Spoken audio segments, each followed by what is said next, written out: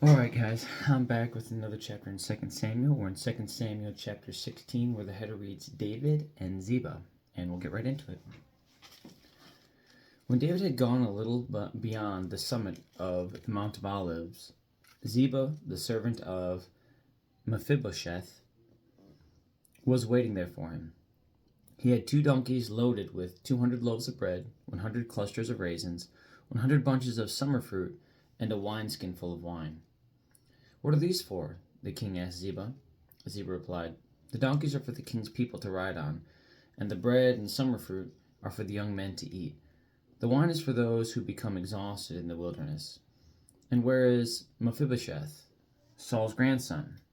the king asked him. "He stayed in Jerusalem," Ziba replied. "He said, 'Today I will get back the kingdom of my grandfather Saul.'" "In that case," the king told Ziba, "I give you everything Mephibosheth owns." "I bow before you," Ziba replied. "May I always be pleasing to you, my lord the king." As King David came to Bahurim, a man came out of the village cursing them. It was Shimei, son of Gera, from the same clan as Saul's family. He threw stones at the king and the king's officers and all the mighty warriors who surrounded him. "Get out of here, you murderer, you scoundrel," he shouted at David. Excuse me, I think I got a sneeze coming. Let's see. He shouted at David. "The Lord is paying you back for all the bloodshed in Saul's clan. You stole his throne, and now the Lord has given it to your son Absalom. At last you will taste some of your own medicine, for you are a murderer." "Why should this dead dog curse my lord the king?" Abishai, son of Zeruiah, demanded. "Let me go over and cut off his head." "No," the king said. "Who asked your opinion, you sons of Zeruiah? If the Lord has told him to curse me, who are you to stop him?" Then David said to Abishai, "I'm doing my Bible study." "You're fine." Then David said to Abishai and to all his servants, "My own son is trying to kill me. Doesn't this relative of Saul have even more reason to do so? Leave him alone and let him curse, for the Lord has told him to do it. And perhaps the Lord will see that I am being wronged, and will bless me because of these curses today." So David and his men continued down the road, and Shimei kept pace with them on a nearby hillside, cursing and throwing stones and dirt at David. The king and all who were with him grew weary along the way, so they rested when they reached the Jordan River. Meanwhile, Absalom and all the army of Israel arrived at Jerusalem, accompanied by Ahithophel. I think that's Ahithophel. When David's friend Hushai the Archite arrived, he went immediately to see Absalom. "Long live the king!" he exclaimed. "Long live the king!" "Is this the way you treat your friend David?" Absalom asked him. "Why aren't you with him?" "I'm here because I belong to the man who is chosen by the Lord and by all the men of Israel," Hushai replied. "And anyway, why shouldn't I serve you? Just as I was your father's advisor, now I will be your advisor." Then Absalom turned to Ahithophel and asked him, "What should I do next?" Ahithophel told him, "Go and sleep with your father's concubines, for he has left them here to look after the palace. Then all Israel will know that you have insulted your father beyond hope of reconciliation, and they will throw their support to you." So they set up a tent on the palace roof where everyone could see it, and Absalom went in and had sex with his father's concubines. Absalom followed Ahithophel's advice, just as David had done. For every word Ahithophel spoke seemed as wise as though it had come directly from the mouth of God. And that's the end of 16, guys.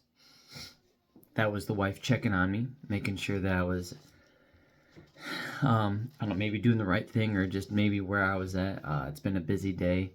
I was running over doing some things for Athens, and as a principal, I still have some contract hours through the month of June, and so tying up some loose ends, making sure there's things that are handled for seniors and incoming students and outgoing teachers, getting ready for the summer and all the things that we need them to do so they're ready to come back for fall, a whole bunch of stuff. And so the missus just wanted to make sure I was doing the right thing. So all good, all is good, and all is well.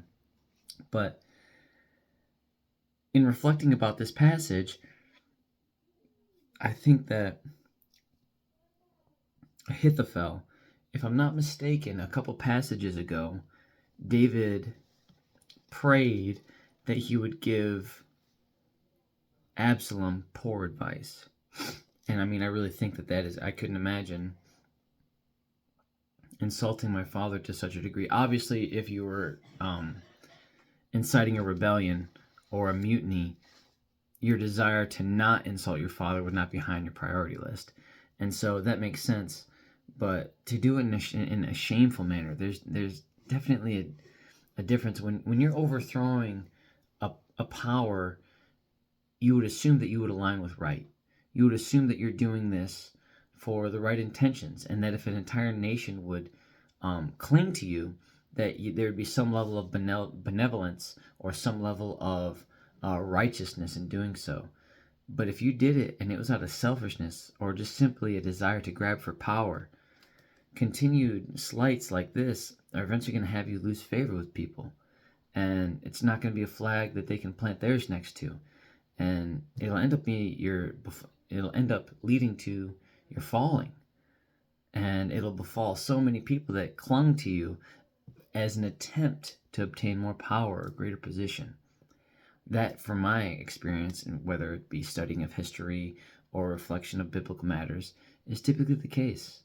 Those that grab at power for the simple sake of having power, the fall is just as great as the ascent. And so, seeing that David is staying true, and again, I love watching David, with Ahithophel. When David's friend Hushai the Archite arrived, he immediately went to see Absalom. Nope, I apologize. I went too far. It was Abishai, son of Zeruiah, demanded. Nope, again, goodness. I struggle with so many of these names. Sometimes remembering the connection, I get tangled just in my mispronunciation of names and who is who. But the man that was basically, it was Shimei, son of Gera. So Shimei, who was throwing insults at David. And David has the power and authority, especially amongst the men that he has, that he could have simply allowed a man to chop off the head of someone throwing insults at him. And he says, no. He says, I truly believe that if this is the case, that God needs me to do some strong reflection or be in this turmoil to learn something, let me learn it. And he doesn't come out and say it in those words, but that's how he's operating. He says, no, I'm here for a reason. God has me exactly where he wants me. I'll let that man speak, because maybe he's speaking, maybe a vile comment, but there might be some truth behind it. Or maybe if there's no truth behind it, it's presenting me an opportunity to reflect on the things that I've done to get here and realize that in moving forward, I might have to extend more grace or extend more patience or be prepared to fight, be prepared to do these things. And he takes it all with grace and extending mercy, which is why God continues to do the same for him. And so I love seeing those little interactions. It makes me curious to see how it was recorded, because some of these details that they give are so intimate. I know sometimes it's just self-reflection because the author is the one that was actually experiencing these events, but sometimes it's not the case, and there's still such a level of detail in these happenings that it makes me wonder what the exact position was of the author. And I mean, it also helps me see that these are clearly God inspired, because to have such detail is an act of God. It's his love letter to us. So I mean, it would make sense that they would just get the right details. But not only that, but even in the translations of these books, which would give unique perspective, and each little bit changes to where the understanding might be different for the next person reading it, which means that every translation is super important. Its accuracy is extremely important, but even in the nuance when changed to another language is equally important, which is interesting. It's interesting to think about that. And I wouldn't consider myself to be any type of theologian or rogue scholar, intellectually, with enough intellectual prowess to be able to discern with great specificity all the nuances of translations and what that looks like. I struggle enough with English, so I can't imagine anything else, but I'll just leave that at that. That's my reflection for that passage of Samuel chapter 16, 2 Samuel chapter 16. On that note, have a good night. God bless. I love you. Jesus loves you. And I'll be back for chapter 17 of 2 Samuel, where there actually is no continued header currently. So we're going to continue with the previous one of David's in exile or on the run from the rebellion of his son, Absalom. So have a good night. God bless, guys, and I'll see you tomorrow for 2 Samuel chapter 17. Have a good night.